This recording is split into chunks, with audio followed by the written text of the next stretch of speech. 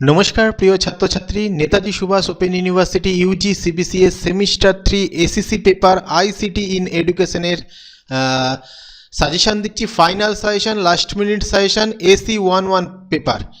সে এসি বিজি 11 হোক বা এসি এইচআই 11 হোক, এই যে আইসিটি ইন এডুকেশন যাদের রয়েছে তাদের সাজেশন দেওয়া হচ্ছে।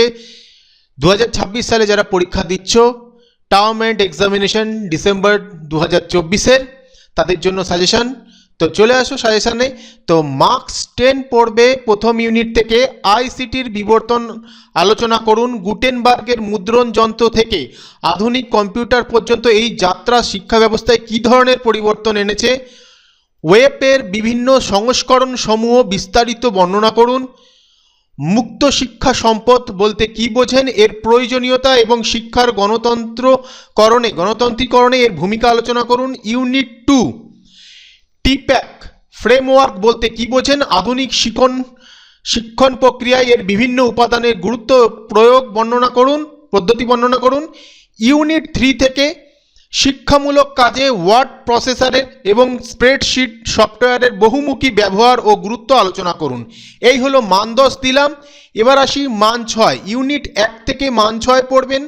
ফ্রি অ্যান্ড ওপেন সোর্স সফটওয়্যারের ধারণাটি ব্যাখ্যা করুন। শর্ট ফর্মেও কিন্তু প্রশ্নটা আসতে পারে এবং এর কয়েকটি উদাহরণ দিন। ক্রিয়েটিভ কমন্স লাইসেন্সের বিভিন্ন প্রকারভেদ এবং ব্যবহার বিধি আলোচনা করুন। এই প্রশ্নটা গতবারে আসলেও মান 10-এ আসলে এবছর কিন্তু মান 6-এ আসার চান্স রয়েছে।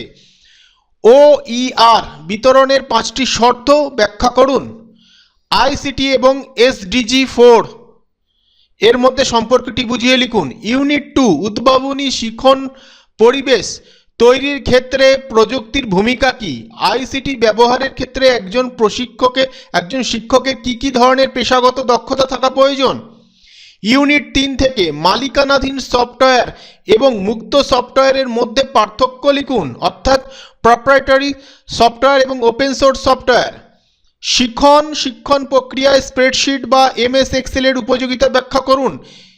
LMS বা লার্নিং ম্যানেজমেন্ট সিস্টেম বলতে কি বোঝেন, মডেলের উদাহরণ দিয়ে বুঝিয়ে লিখুন। এবার আসি মান 3।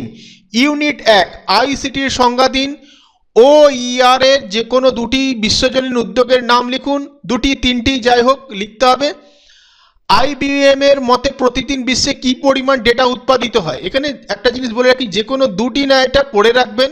উদ্যোগের অনেকগুলো নাম পড়ে রাখবেন, 2, 3, 4 পড়ে রাখবেন। 3 নম্বরের জন্য 3টে পড়লে ভালো হয়। ইউনিট 2 টিপ্যাক মডেলে কন্টেক্সচুয়াল নলেজ বলতে কি বোঝানো হয়েছে। PCK কি। ইনফিউজিং অ্যাপ্রোচ বলতে কি বোঝেন। টেল কি। ইউনিট 3 RSS ফিড কি। অনলাইন সার্ভে বা প্রশ্নাবলী তৈরি দুটি সরঞ্জামের নাম লিখুন। এখানে দুটি সরঞ্জাম লেখা রয়েছে কিন্তু 2-3টি সরঞ্জাম, অ্যাকচুয়ালি প্রশ্নটা একটু লেখাটা টাইপিং ভুল হয়েছে। অনলাইন সার্ভে তৈরি সরঞ্জামের দুটি সরঞ্জামের সম্বন্ধে লিখুন। এখানে 3-4টে কিন্তু পড়ে রাখবে। রেফারেন্স ম্যানেজমেন্ট সফটওয়্যার বলতে কি বোঝেন, উদাহরণ দিন। হট পটেটো স্যুটের কাজ কি এবং হট পটেটো স্যুটের যে ম্যাচ এবং যে ক্রসের কাজ কি। MS ওয়ার্ডের রেফারেন্স ইন্টিগ্রেশন বলতে কি বোঝায়। এই হলো final suggestion, last minute suggestion. যদিও এই পেপারে প্রচুর প্রশ্ন রয়েছে, কিন্তু যেহেতু লাস্ট মিনিট সাজেশন একটু কম করেই হবে, তো এইগুলো ভালো করে পড়ো। এগুলো সবচেয়ে গুরুত্বপূর্ণ প্রশ্ন এই বছরের জন্য। ভিডিওটা ভালো লাগলে লাইক, কমেন্ট, শেয়ার করে দিও।